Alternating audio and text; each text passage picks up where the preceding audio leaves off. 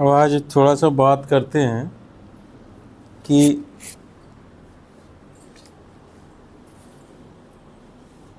एक सुक्ति है, जड़ चेतन गुण दोषमय विश्व किन्ह करतार, हंस संत हंस गुण गहई पथ परिहरि वारी विकार। फिर से पढ़ दे रहे हैं। जड़ चेतन गुण दोषमय विश्व किन्ह करतार, संत हंस गुण गहई पथ परिहरि वारी विकार। तो हम इस संसार में देखते हैं तो जड़ चेतन गुण दोषमय, संसार में चेतन जिसमें चेतना है, जो चलता फिरता है, वो चेतन प्राणी माना जाता है। जैसे पशु पक्षी जीव जंतु आदमी ये सब चलते फिरते हैं तो चेतना है। जड़ है जो स्थिर है, स्थिर में भी जड़ है, जैसे पेड़ पौधा है स्थिर है अपनी जगह पर, वृक्ष है, नदी पहाड़ है स्थिर है, तो वो जड़ है। नदी को तो एक अलग क्वालिटी में को बहती रहती है, तो जड़ और चेतन के बीच में है। और हमारे यहाँ तो नदियों को शक्ति का रूप भी दिया गया है, जैसे नर्मदा देवी है, गंगा देवी है, भागीरथी है, अलकनंदा, ये सब शक्ति माने नदियों को स्त्रीलिंग माना गया है। एक ही नदी है शायद हिंदुस्तान में जिसको पुल्लिंग माना गया है, किसी को पता है? ब्रह्मपुत्र बता रहे हैं, और कोई? तो इस तरह से तो जड़ चेतन गुण दोष में, गुण भी है दोष भी है, दोनों विपरीत है।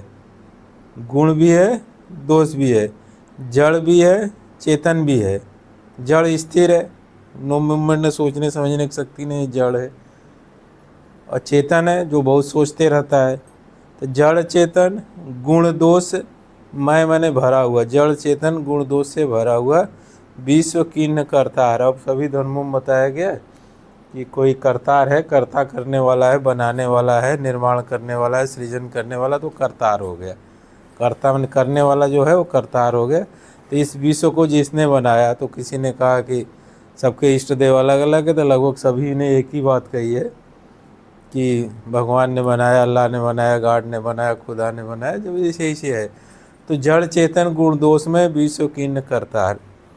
तो दूसरी वाली पर लाइन पर नहीं जाएंगे कि विश्व किन्ह करतार, इसमें विवाद है। कोई कहेगा कुछ किसने बनाया, किसी ने कहा किसने बनाया, हर ने अपनी अपनी जो भी थी भावनाएं व्यक्त कर दी, चाहे किसी भी तरह से उसके मन में बात आई हो। तो जड़ चेतन गुण दोष में विश्व किन्ह करतार। तो करतार मैंने प्रभु ने बनाया, चलो बनाया कि उस पर न फोकस करके हम कहते हैं जड़ चेतन गुण दोष में। तो इस संसार में दोनों तरह की चीज़ है, नकार माने अपोजिट ध्रुव ये संसार में मौजूद है। जैसे कहें बहुत मीठा, तो उसका उल्टा कहता है बहुत तीखा। अरे यार बहुत मीठा है, इतना मीठा है कि खा नहीं पा रहे हैं, तो कहते हैं इतना तीखा है तो भी नहीं खा पा रहे। तो बहुत मीठा बहुत तीखा दो अलग हो गया। यार बहुत सज्जन है तो बहुत दुर्जन है, बहुत अच्छा है तो बहुत बदमाश है, बहुत सरल है तो बहुत बदमाश है, दिन है तो रात है, बहुत गर्म है तो बहुत ठंडा है। तो इस तरह से आदमी भी दो तरह के, एक ही कंडीशन का एक ही आदमी दो कंडीशन में, दो परिस्थितियों में रहा। कभी वो बहुत उबल रहा है, बहुत क्रोध में, बहुत आवेश में है, और वो कभी बहुत ठंडा है।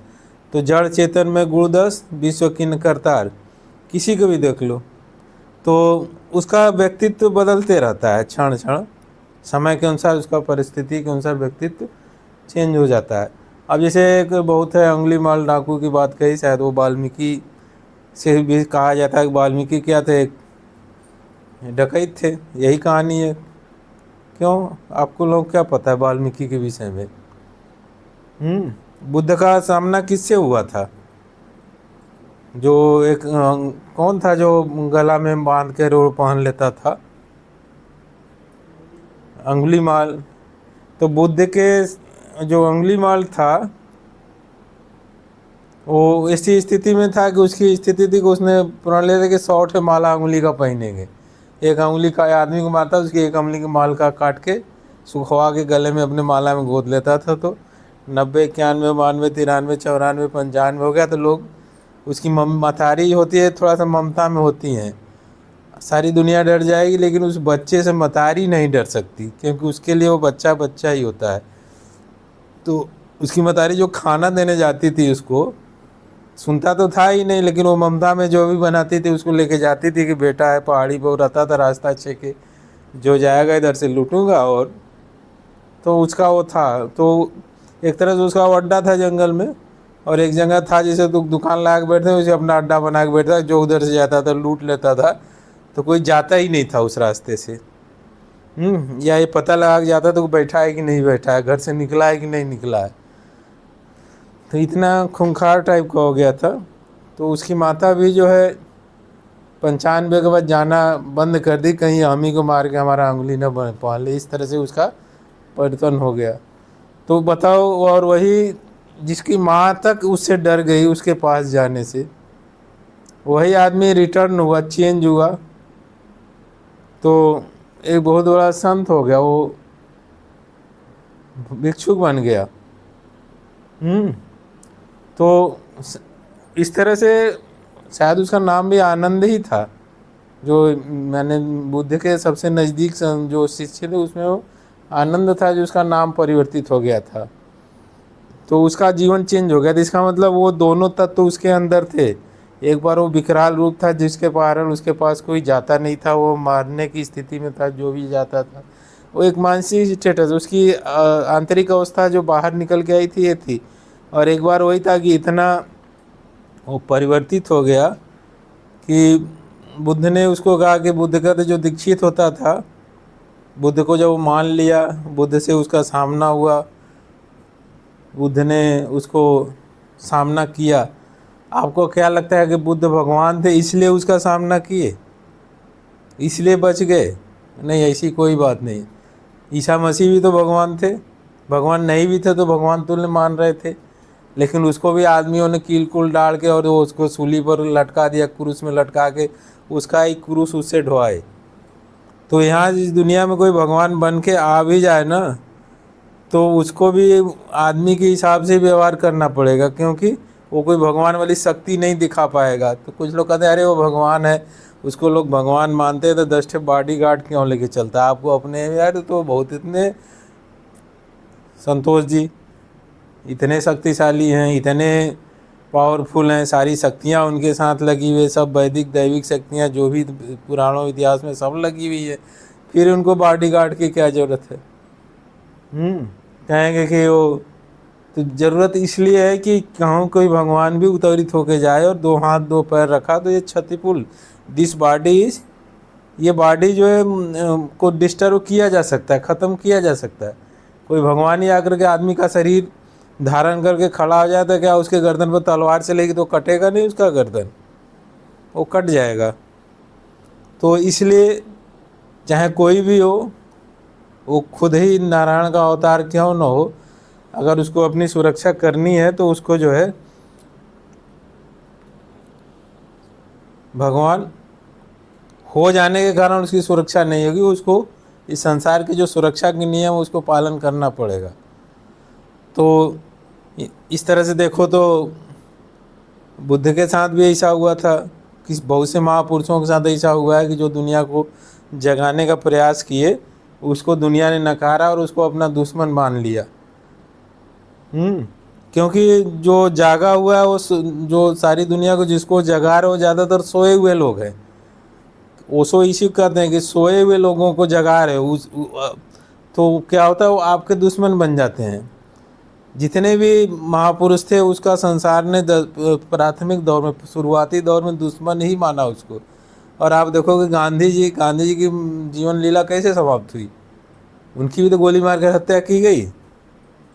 तो गांधी जब जो सत्य और अहिंसा के पथ पर चलता हो, जो एक चींटी भी मारने में दुखी महसूस करता हो, जिसका एक ऐसा नेचर बन गया हो, और उसकी भी हत्या करने वाले इस दुनिया में थे।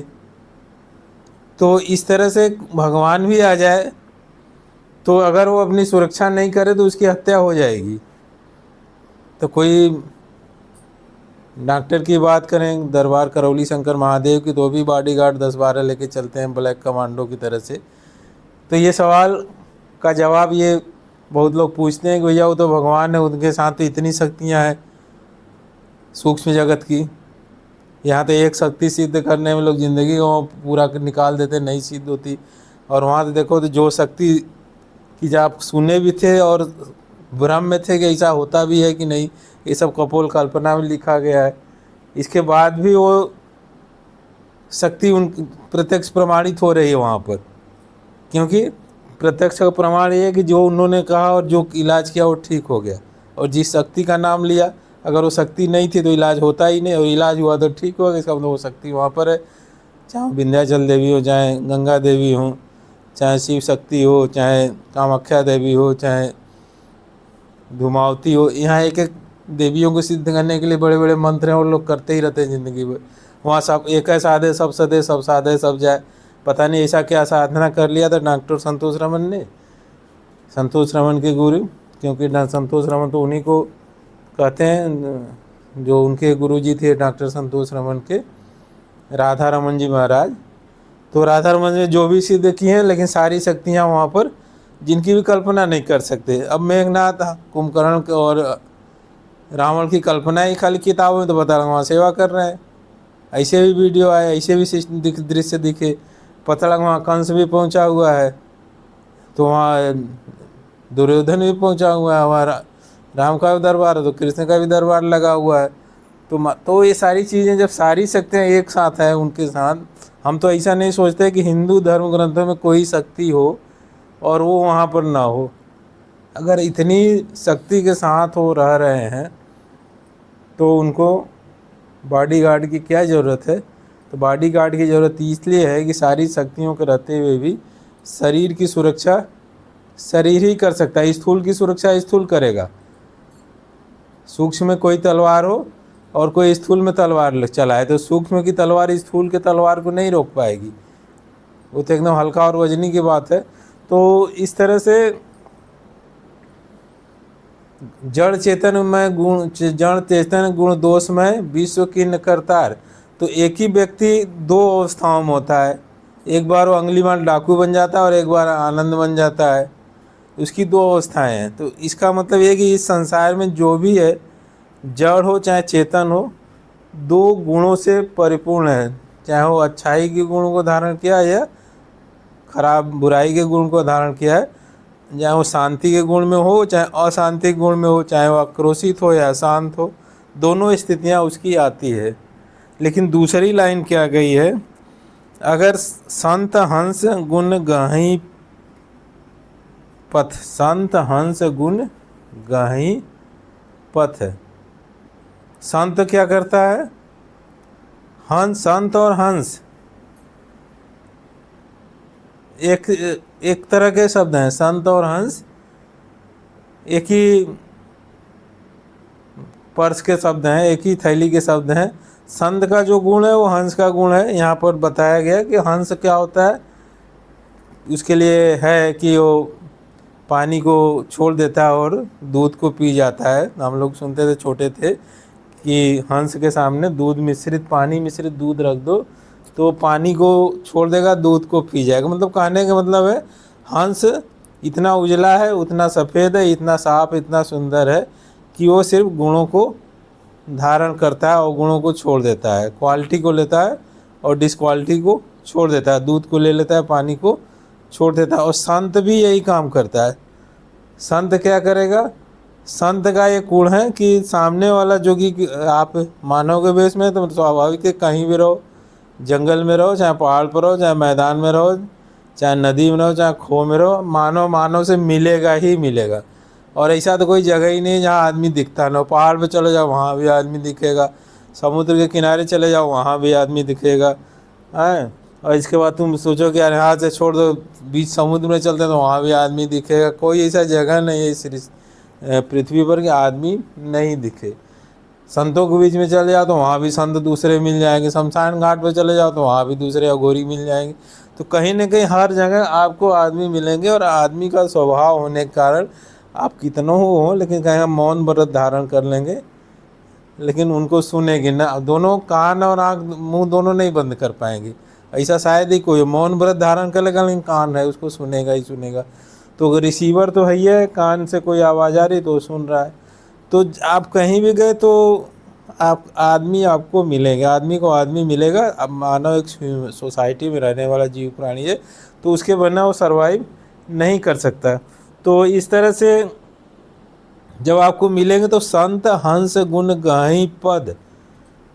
तो यहाँ कहा गया कि जो संत और हंस का जो क्वालिटी है कि वो दूध को ले लेता है और पानी को छोड़ देता है, अपने अच्छा ले लेता है, बुराई को छोड़ देता है। संत का भी यही है कि सामने वाला जो उसके जीवन में आता है, कन्वर्सेशन में आता है, देखने में आता है, उसका जो गुण है उस पर वो विचार करता है, उसको लेता है और गुण को नहीं लेता है।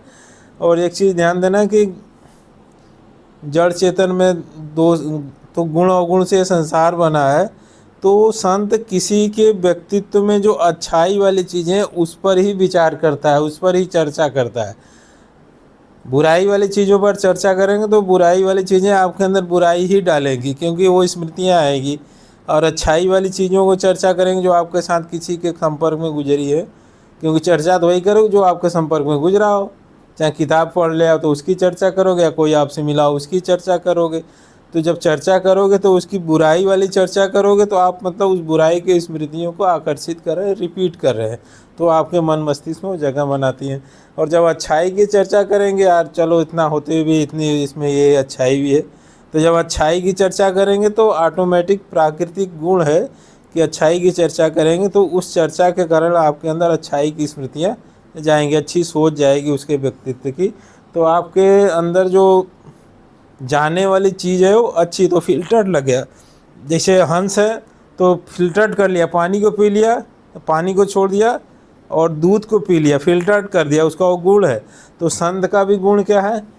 इस संसार में गुण अवगुण से भरा हुआ जो संसार है, वो अपने जीवन 24 घंटे की दिनचर्या में उसमें क्या सामने वाले के कन्वर्सेशन में, या सामने वाले से टकराव में, सामने वाले से मिलाप में, जो सामने वाले के व्यक्तित्व में जो अच्छी चीज़ें हैं उसकी चर्चा करता है और उसको ही अपने जीवन का अंग बनाता है। तो इसलिए कहा कि बुराई की चर्चा करें तो बुराई जाएगा, अच्छाई की चर्चा करें तो अच्छाई गया। तो ऐसी चर्चा करता है कि वो उसके जीवन का गुण एक बनता है। तो उसकी एक हैबिट ऐसी बन गई होती है संत की कि वो अच्छी चीज़ों की चर्चा करने के कारण ही उसके जीवन में अच्छी चीज़ों का प्रवेश होता है। क्योंकि जो आप आँखों से देखते हैं, जो आप कानों से सुनते हैं, और जो आप मुख से बोलते हैं, ये तीनों चीज़ें ही मिल कर के आपका सॉफ्टवेयर तैयार करती हैं। आप आंख बंद करके सोचोगे और खोजने लगो कि मैं कहाँ पाऊँ, आंख बंद करिए और एक क्षण के लिए खोजिए।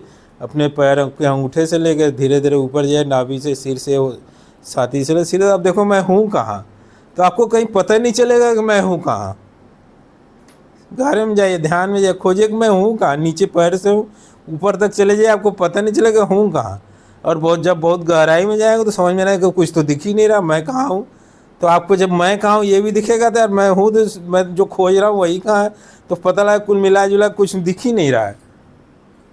हैं तो आप में क्या हो गया, बस एक ही चीज़ दिखता है कि जब आप रात को सो जाते हैं तो आपका मन भी सपने देखने लगता है। जो सपने देखता है वही आवाज़ कराता है कि आप रात को जिंदा थे, सवेरे उठते हो सपने की स्क्रिय आती है। या रात में भी जो सपने देखते हैं तो आपको सच महसूस होता है, उसमें झूठ महसूस नहीं होता। आँख खुलने के बाद आपको लगता है कि सपना था। तो जो सपने देखा वही आपको जिंदा कर रहा है। जैसे मशीन चल रही, पहिया चल रहा है तो आपका मशीन चल रही, इसी सपने देख रहा है तो आपका बॉडी, आपकी चेतना चल रही, जाग रहे तो भी आपकी चेतना चल रही। माने कुछ न कुछ सोचना, कुछ न कुछ क्रिएशन करते रहना ही चेतना का एक गुण है, जो उसको आभास देती है कि जिंदा है। साधु जब चेतना ऐसी स्थिति में पहुंच गया कि उसका सोचना ही बंद हो गया, पहले तो कठिन काम है। ध्यान की इतनी गहराई में पहुंच जाना है कि सोचना बंद हो जाए, ये बहुत ही कठिन काम है। और इसी को करने के लिए लोग देखते हो कि ऋषि मुनि आसन लगा के तपस्या में बैठे हुए हैं। ऐसा दिखाता है कि लोग महीनों महीनों बैठे रहते हैं, 2-4 घंटे भी बैठना भारी होता है। तो बैठे रहेंगे, पृथ्वी वीरों से खाली नहीं है। तो क्या करते हैं, वो वही स्थिरता को तलाशते हैं कि कोई विचलन न हो, कोई विचार न उत्पन्न हो। सब कुछ का एक ही है, कोई विचार उत्पन्न न हो। बस सारी ध्यान का, सारी साधनाओं का, सारी तपस्याओं का एक ही है, कोई विचार उत्पन्न न हो। ये सात्विक सफलता है। और जो तामसिक तपस्या है वो तो मुर्गी काट रहे हैं, मुर्गा काट रहे हैं, बकरा काट रहे हैं, सामने वाला कोई उस तरह का तामसिक चेतना है उसको आकर्षित करने, उसको मना रहे हैं। जैसे कि आजकल के गर्लफ्रेंड बॉयफ्रेंड होते हैं, तो बॉयफ्रेंड जो गर्लफ्रेंड को तो मनाने के लिए गुलदस्ते देता है, तो पैसे देता है, तो पिक्चर दिखाता है, झूठ मूठ का जो बड़ी महंगी मोबाइल भी खरीद के ले आएगा, इम्प्रेस करने के लिए दिखाएगा। तो वहाँ पर वो है। तो इस तरह से जीवन में जो ये दोहा कह रहा है कि आप इस दोहे में बस इतना है कि आप अपने हैबिट में, अपने जीवन में इस बात को ला दें कि हमें खुश रहना है और हमें अपने व्यक्तित्व को भी खुश रहना है और इस जीवन यात्रा को अच्छे से और खुशी पूर्वक पूरा करना है। तो आपको क्या करना होगा, इस दोहे में है कि आपको संत वाला वो गुण अपनाना पड़ेगा। संत कोई वेशभूषा, तिलक मुद्रा लगा लिया, चंदन लगा लिया, बड़ा बड़ा दाढ़ी बना दिया, गेरुआ पियर का काला पहन लिया और रामनामी ओढ़ लिया, वो कोई संत का पहचान है। वो संत का भेष बाहरी है। उस भेष के बिना आप वही हो जो भेष के नीचे वो है, वही भेष के नीचे आप अपने कपड़ों के नीचे वही हो जो वह उस भेष के नीचे। वहाँ कोई difference, there is no difference. तो आपको वह संत का गुण अपने जीवन में लाना है। तो संत का गुण क्या होता है? संत का पहला गुण है कि वह उस चीज़ों को, अवगुण को छोड़ दे, गुणों पर चर्चा करता है, गुणों पर विचार करता है, गुणों के विषय में ही बोलता है। तो जब ये ऐसा करता है तो उसके व्यक्तित्व के अंदर पॉजिटिव सकारात्मक स्मृतियाँ जाती है, सकारात्मक गुण का वो संग्रह होता है। और वो जीवन में जब आदमी, आप देखोगे, आप जब सकारात्मक होते हो तो आपके अंदर एक खुशी होती है, और जब आप नकारात्मक होते हो, तनाव में होते हो, तो आप खुद ही, आप दो भागों में बटे रहते हो और आप खुद दुखी रहते हो।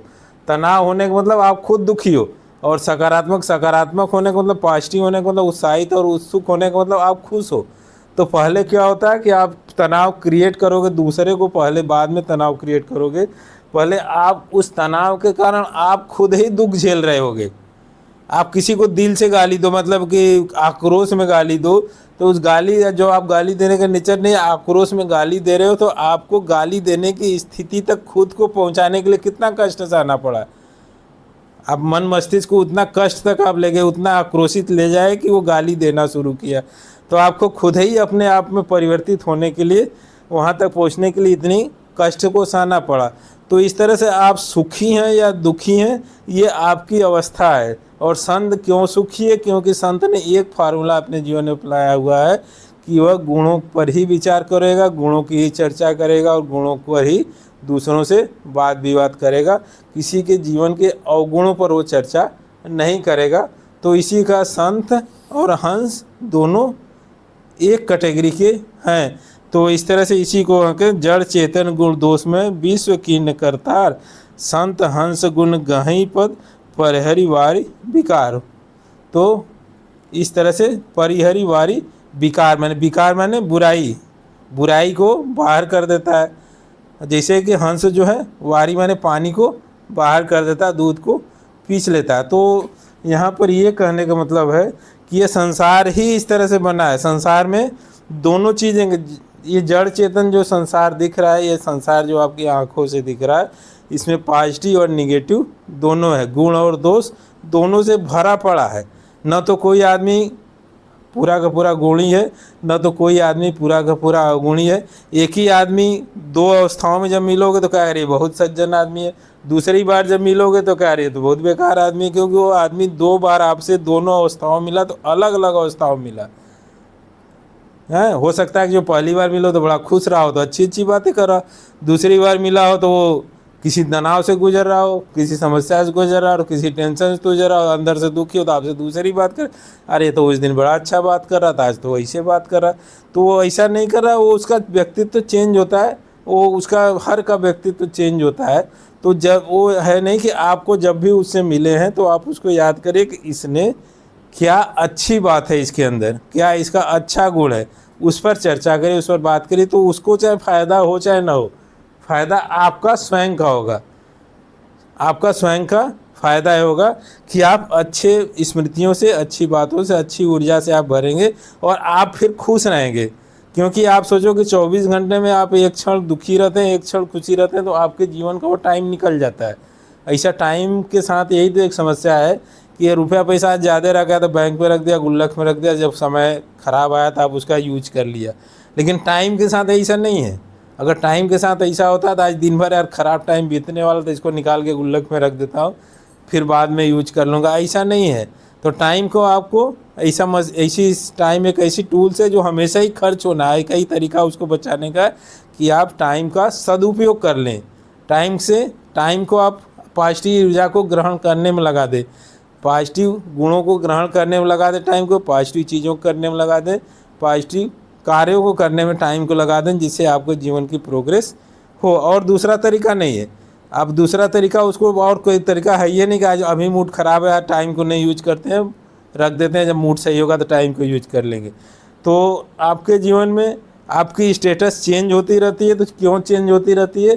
क्योंकि आप यदि गुण अवगुण दोनों चीज़ आप ग्रहण करते रहते हैं तो दोनों चीज़ का संग्रह आप में हो जाता है।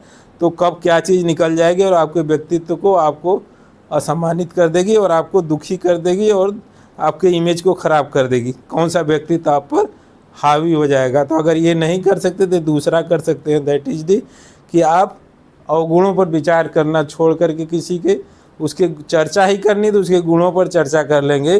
तो हो सकता है ये होगा ही कि आप संत की कैटेगरी में चले जाएंगे, और जब संत की कैटेगरी में जाएंगे तो आप गुणों से भरपूर होंगे। तो जब गुणों से भरपूर होंगे तो आपके अंदर पॉजिटिव ऊर्जा, पॉजिटिव स्मृतियों का जब संचार होगा तो आप खुश दिखेंगे, आपका टाइम खुश में कटेगा। तो आपके पास जो आएंगे तो वो क्या कहेंगे, यार बहुत सज्जन आदमी, बहुत अच्छा आदमी है। वो आपके पास बैठेगा, संत किसी को बुलाता नहीं, लेकिन अच्छा संत उसके पास बैठता है तो क्या होगा, उस पॉजिटिव स्मृतियाँ जो उससे निकलती हैं, पॉजिटिव गुण का जो प्रसार होता है। तो जो आदमी सांसारिक समस्याओं में फंसे हुए उसके पास जाकर बैठता है तो उसको सुकून और शांति मिलती है वहाँ बैठकर उसको, इसलिए वो उसके यहाँ जाता है। तो संत के चारों तरफ यदि 10 लोग 20 लोग भीड़ लगाएं तो इसलिए नहीं लगाएं कि संत उनको बुलाया लालच देके। संत के पास जाने से संत की जो स्मृतियाँ, संत के जो वाइब्रेशन चारों तरफ निकल रहे हैं उससे उनको शांति मिलती है। तो संत क्या है? संत तो एक ऐसा एंटीना है, एक ऐसा रिसीवर है जो संसार से पॉजिटिव गुणों को रिसीव करता है, और जो उसके पास जाते हैं, जो रिसीव करता है वही उसके बॉडी से वही चीज़ वाइब्रेट होकर बाहर निकलती है। तो इस तरह से आपको जीवन जीना है, सुखमय जीवन जीना है तो अल्लाह भगवान खुदा गाड को मानो या न मानो, किसी भी पुरुष महापुरुष को मानो या न मानो, सिर्फ एक चीज़ करना है जो संत का गुण है और जो हंस का गुण है कि जड़ चेतन गुण दोषमय जो संसार है, इस संसार में गुण और अवगुण से जो भरा हुआ संसार है, इस संसार में हम एक नियम बना ले कि हम किसी के अवगुणों पर चर्चा नहीं करेंगे, किसी के अवगुणों पर विचार नहीं करेंगे। हम यदि चर्चा और विचार करना तो उसके गुणों पर करेंगे। ऐसा करने की यदि हम प्रैक्टिस डाल लिए तो हम संत के पूर्णतः 100% कैटेगरी में हैं और हम उस हंस की कैटेगरी में हो जाएंगे जो खुश भी रहता है और उसके पास कोई दूसरा जाता है बैठता है तो उसके संसर्ग और उसके संपर्क से दूसरा भी खुश होता है। यही बस सारी चीज़ों का भेद है। प्रेम से बोलो सद्गुरुदेव भगवान की।